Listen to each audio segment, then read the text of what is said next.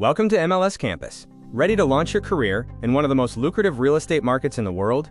Today, we are breaking down your complete, step-by-step roadmap to earning your New York real estate salesperson license. Before diving in, the basic requirements are simple. You don't need a college degree or even a high school diploma.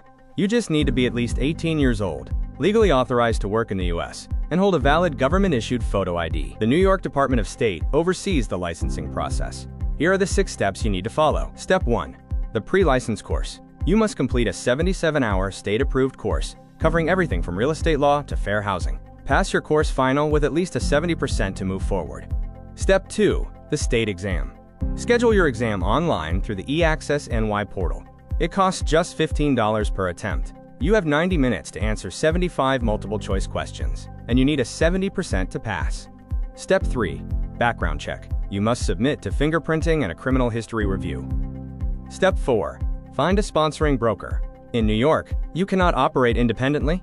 You must work under a licensed broker who supervises your transactions. Interview a few brokerages to find the right fit for your goals. Step 5. Submit your application. Once you pass the state exam and have your sponsoring broker, log back into eAccess NY, submit your application, and pay the $65 fee. A quick note.